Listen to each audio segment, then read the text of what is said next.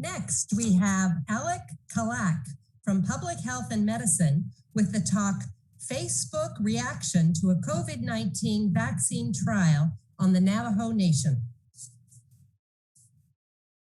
Miu. Hello, my name is Alec Calac. I work with Dr. Timothy Mackey on projects that integrate tribal public health and social media. Our group uses big data and machine learning approaches to identify misinformation and understand barriers and facilitators to COVID-19 vaccination among minoritized communities. Today, I'll be sharing my project assessing Facebook engagement with COVID-19 vaccine trial-related outreach events. COVID-19 has disproportionately affected Native Americans, largely due to inadequate public health infrastructure, underfunding of the Indian Health Service, and environmental racism. Last year, a large Native American tribe organized 2 town halls with prominent officials from Operation Warp Speed. In September, the tribe announced that they would participate in a COVID-19 vaccine trial on a patient-volunteer basis. This announcement was largely met with mixed reaction due to a perception that the decision to participate was made without sufficient community input. In this social media study, we sought to characterize public comments from town hall viewers using a vaccine hesitancy framework from the World Health Organization. This framework groups sentiment into 3 categories: contextual influences, individual and group influences, and vaccine or vaccination-specific issues.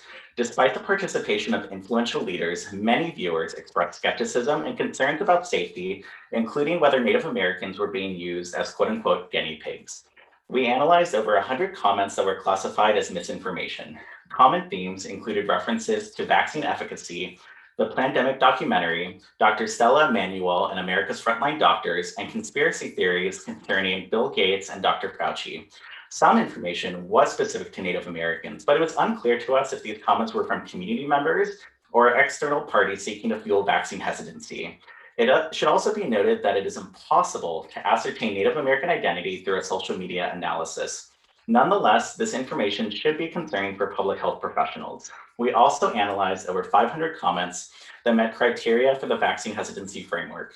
Common themes here included references to the influence of politics in the vaccine research and development process, providers' trust and personal experience with the Indian Health Service, experiences with biomedical researchers, namely Havasupai versus Arizona State University, and a largely negative perception of the pharmaceutical industry.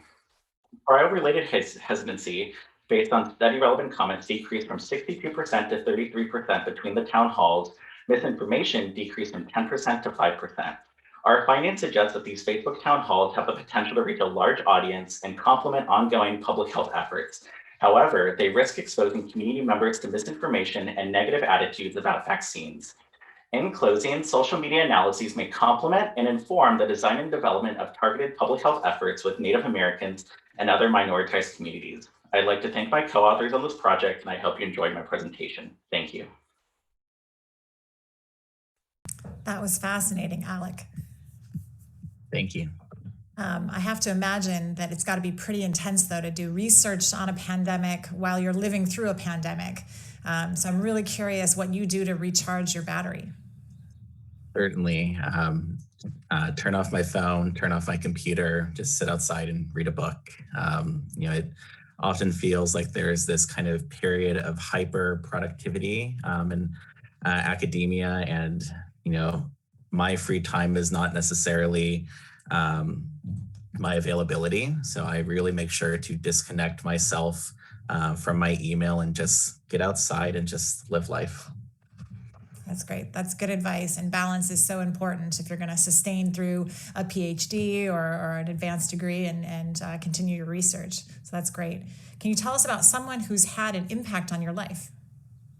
Sure. I was born and raised in San Diego, and when it was time to apply to college, I applied to most of the UC campuses, and I was turned away from all of them, including UC San Diego. And I had to trade the West Coast for the Sonoran Desert at the age of 17, and I went to the University of Arizona. And I was really quick to find a community and a place of support. And I found that in Dr. Tisha Solomon, who is the former director of their Native American Research and Training Center. And she put me in her office, gave me a hug and said, welcome, bear down.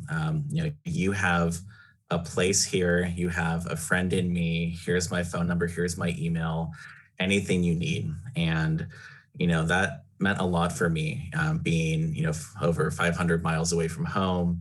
And the great thing about a mentor is that it's someone who sees potential in you when you don't necessarily see it in yourself. And at that age, I was very closed off, and she really broke me out of my shell, and I'll really be thankful for that. Oh, that's great. I'm glad you had such a role model as a mentor. And I'm glad that we finally had the wisdom here at UC San Diego to bring you in as a Triton, and you're doing such great work.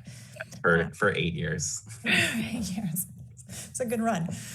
Can you tell us something about yourself that most people don't know? That's a good question. I'll take the easy one. My last name is a palindrome. It is spelled the same backwards.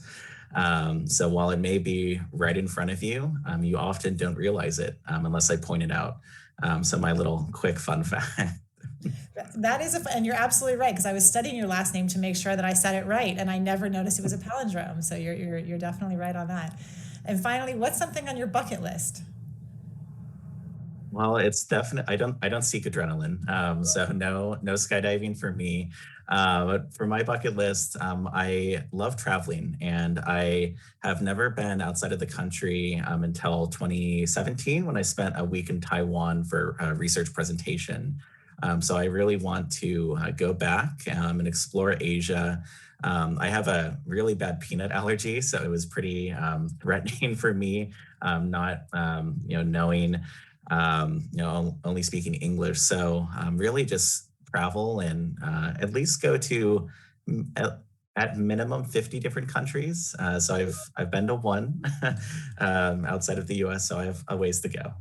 Yeah, very good. It'll be good when we can all be traveling again. Well, congratulations on your research, on your wonderful presentation, on making it to the finals of Grad Slam, and good luck to you, Alec. Thank you. You're welcome.